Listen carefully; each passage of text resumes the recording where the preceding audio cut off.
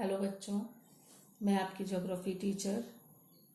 आज हम लोग क्लास 12th का फर्स्ट चैप्टर का शेष भाग अध्ययन करेंगे।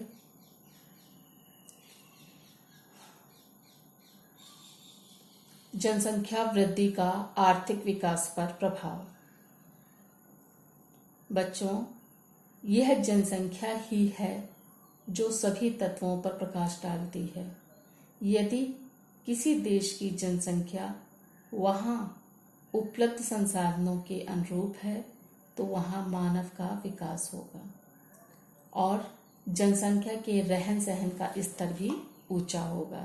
इसके विपरीत जिस देश में जनसंख्या उपलब्ध संसाधनों की तुलना में अधिक है वहाँ जनसंख्या मानव के विकास में बाधक बन जाती है।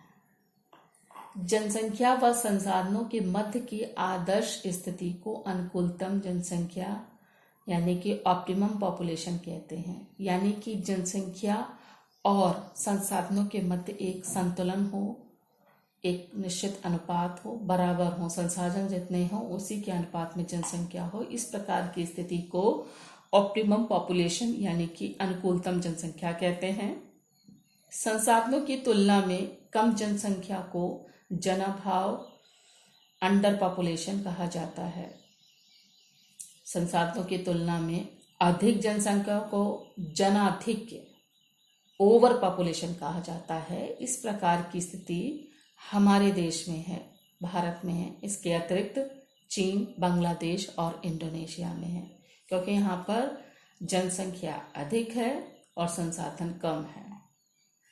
बच्चों, जनसंख्या वृद्धि का आर्थिक विकास पर प्रभाव तो समझ में ही आपको आ गया है। जनसंख्या वृद्धि के कारण कुछ समस्याएं उत्पन्न होती हैं जो देश को सर्वाधिक प्रभावित करती हैं। ये देखिए, जनसंख्या वृद्धि के कारण उत्पन्न समस्याएं। इसमें जो पहली समस्या है जनसंख्या और प्रति व्यक्ति आय। तीव्र गति से बढ़ती जनसंख्या का प्रति व्यक्ति आय पर प्रतिकूल प्रभाव पड़ता है।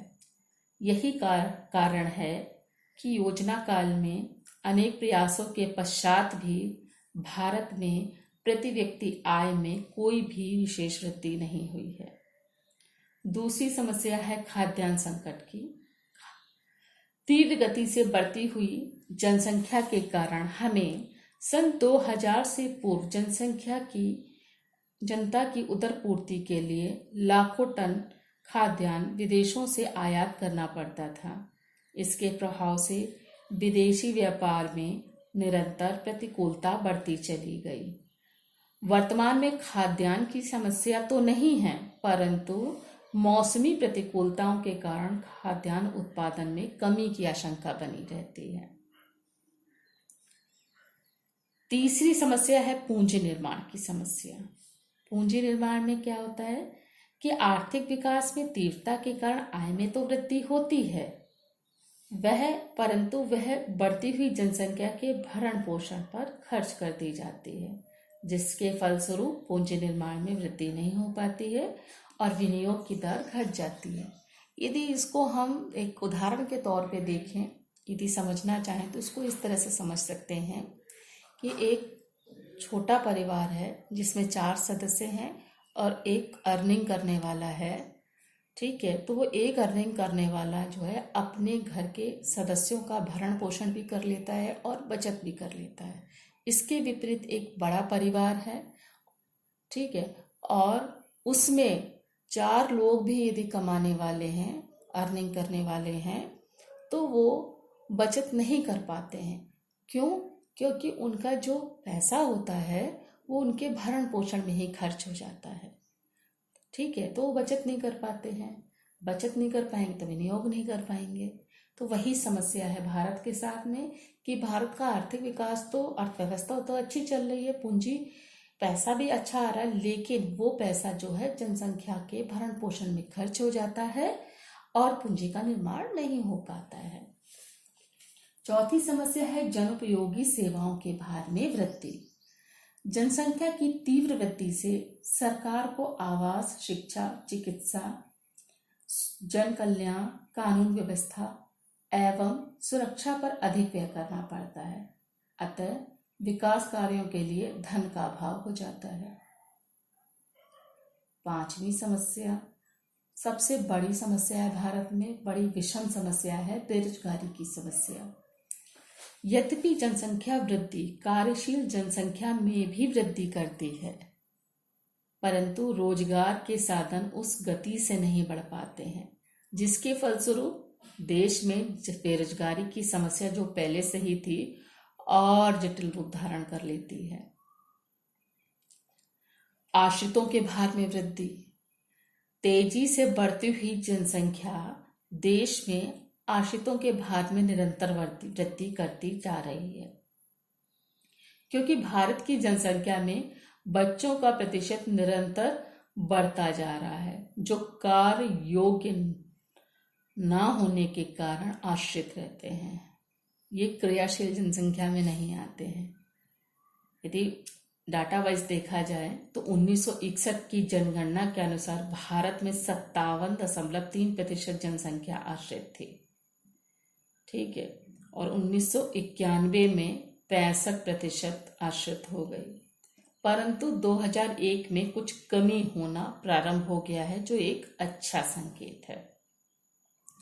बच्चों, ये तो आपको हमने समस्या बताई। अब जहाँ समस्या होती है उसका समाधान भी वहाँ तैयार होता है।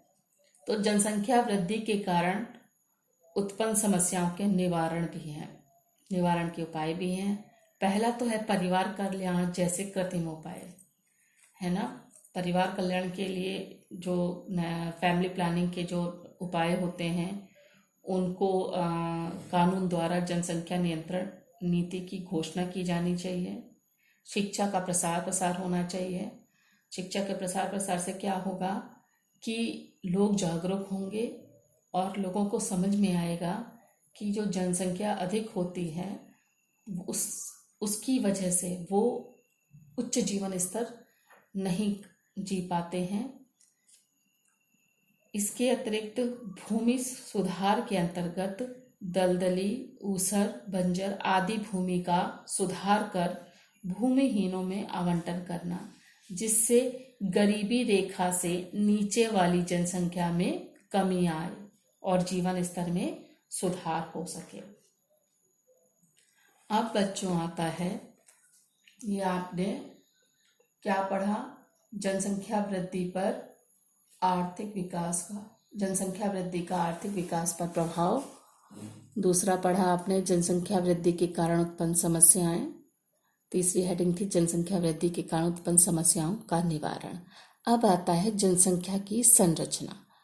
जनसंख्या की संरचना, जनसंख्या की संरचना के अंतर्गत जनसंख्या के विभिन्न आंतरिक पहलुओं का अध्ययन भी किया जाता है, जैसे कि जनसंख्या की आयु संरचना, जिससे हमें उत्पादक कार्यों में लगी जनसंख्या के विषय में जानकारी होती है। उत्पादक कार्य का मतलब जो कार्यशील जनसंख्या है ना। अभी मैंने बताया था भारत में आश्रितों की संख्या बढ़ी है, यानी बच्चे जो हैं अधिक हैं जो कि कार्यशील नहीं होते, उत्पादक कार्य में नहीं लगे होते। तो इस सारी चीज़ों का अध्ययन जो है हमें किसमें होता है कि जानकारी किससे मिलती है, आपको जनसंख्या की संरचना से मिलती है। इसके अलावा जनसंख्या की संरचना में हमें क्या पता लगता है, लिंग संरचना पता लगती है, मेल फीमेल कितने हैं। व्यावसायिक संरचना पता लगती, साक्षरता का अध्ययन हम लोग करते हैं। तो ये जनसंख्या की संरचना होती है। इसमें इस जनसंख्या की संरचना में इन चीज़ों का अध्ययन किया जाता है। अब जनसंख्या की संरचना में जो पहली चीज़ है वो आयु संरचना है। आयु संरचना क्या होती है, ये किसी जनसंख्या की एक जैव शारीरिक विशेषता होती है जो जनांकिकी तथ्यों के अतिरिक्त उस क्षेत्र विशेष की सामाजिक आर्थिक क्रियाओं को प्रभावित करती है। ठीक है, वास्तव में आयु मनुष्य की कार्य क्षमता की सूचक होती है। ठीक है, अतः आयु संरचना के अध्ययन में जनशक्ति है ना, आश्रित अनुपात है, जन्म दर है, मृत्यु दर है आदि का अनुमान सहजता से लगाया जा सकता है। जनसंख्या का विभाजन आयु वर्गों में इसलिए करना भी आवश्यक हो जाता है क्योंकि प्रत्येक आयु वर्ग में मृत्यु दर में विभिन्नता पाई जाती है। 50 से 60 वर्ष की आयु वर्ग में मृत्यु दर सर्वाधिक मिलती है। आपको पता ही होगा 50 से 60 जो होती है वो एडल्ट एज या वृद्धावस्था के आसपास की एज होती है, सर्वाधिक इसमें मृत्यु दर देखने को मिलती है। जबकि जन्म देने वाला आयु वर्ग 15 से 50 वर्ष तक का माना जाता है। भारत में उच्च जन्म दर होने के कारण निम्न आयु वर्ग की जनसंख्या का आधिक्य होता है, क्योंकि उच्च जन्म दर होगा यानी कि जन्म अधिक हो रहा है तो जन्म तो बच्चों का ही होगा, तो यहाँ आश्रितों की संख्या अधिक देखने को मिलती है। आयु संरचना के अध्ययन में यौन आयु पिरामिड सर्वोत्तम आरेख माने जाते हैं। भारत में आयु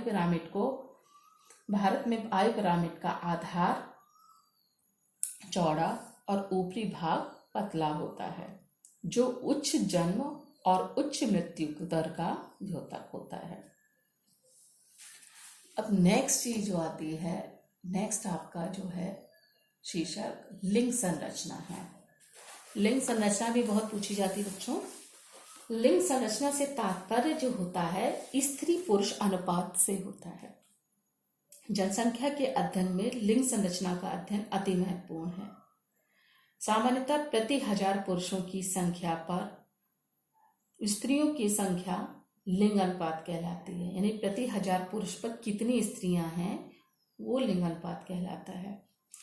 अब यदि भारत में देखा जाए, देखिएगा स्लाइड में, भारत में 2011 की जनगणना के अनुसार लिंग अनुपात कितना था? 933 महिला प्रति 1000 पुरुष पर, यानी कि 1000 पुरुष पर कितनी महिलाएं थी? 933। अब भारत के संदर्भ में देखा जाए कि सर्वाधिक लिंग अनुपात वाला राज्य कौन सा है, तो सर्वाधिक लिंग अनुपात यानी कि जो सेक्स रेशियो है वो केरल में है। यहाँ पर 1084 महिलाएं प्रति 1000 पुरुष, यानी कि 1000 पुरुषों पर 1084 महिलाएं हैं, यानी महिलाएं अधिक हैं केरल में। इसका रीजन भी आप समझ सकते हैं कि केरल में साक्षरता सर्वाधिक है, इस वजह से वहाँ पर जागरूकता है और वहाँ पर महिलाएं अधिक देखने को मिलती हैं। प्रति 1000 पुरुष पर ज़्यादा महिला की संख्या है। दूसरा स्थान तमिलनाडु का है। तमिलनाडु में कितनी महिलाएं हैं? 996 महिलाएं प्रति 1000 पुरुष पर हैं। तीसरे स्थान पे आंध्र प्रदेश है, 993 महिलाएं प्रति 1000 पुरुष पर हैं। और चौथे स्थान पर मणिपुर है, 992 महिलाएं प्रति 1000 पुरुष पर हैं। यानी कि सेक्स रेशियो में फर्स्ट प्लेस पर है केरल, सेकंड प्लेस पे है तमिलनाडु, थर्ड प्लेस पे आंध्र प्रदेश और फोर्थ प्लेस पे है मणिपुर। सबसे कम लिंग अनुपात वाला राज्य हरियाणा है। यहाँ पर जो महिलाओं की संख्या जो है 879 महिलाएं प्रति 1000 पुरुष पर है, यानी जितने पुरुष है उनसे काफी कम संख्या महिलाओं की है। तो ये आपकी समझ में आया होगा कि यहाँ पर जो है लिंग अनुपात कम है हरियाणा में, भारत में।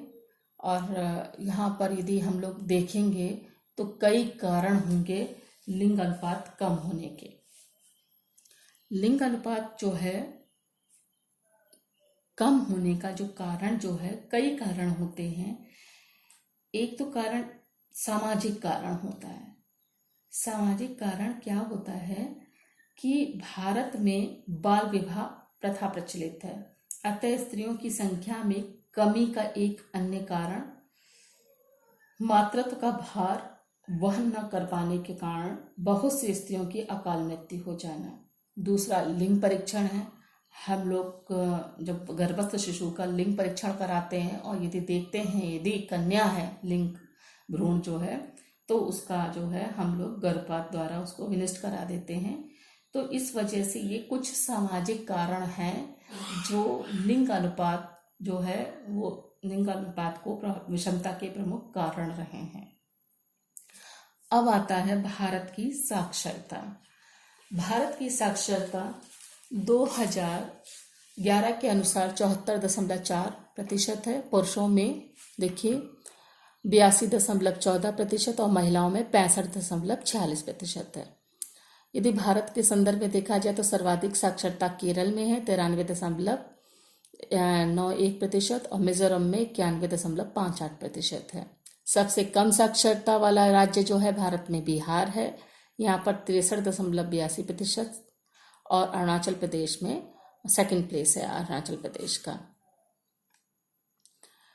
अब आती है नगरीय यदि ग्रामीण जनसंख्या को देखा जाए तो 2001 की जनगणना को यदि हम देखते हैं तो ग्रामीण जनसंख्या 72.2% थी और नगरीय जनसंख्या 27.8% थी। अब देखिए इन 10 सालों में ग्रामीण जनसंख्या कम हुई है। 2011 के सेंसस के अकॉर्डिंग ग्रामीण जनसंख्या 68.8% है और नगरीय जनसंख्या 31.2% है। बच्चों ये जो था इसको आप अच्छे से याद कर लीजिएगा, जितने सेंसस हैं इससे बहुत क्वेश्चन आते हैं। और आज आपका जो क्लास 12th का फर्स्ट चैप्टर ख़त्म होता है। सेकंड चैप्टर कल हम आपको पढ़ाएंगे।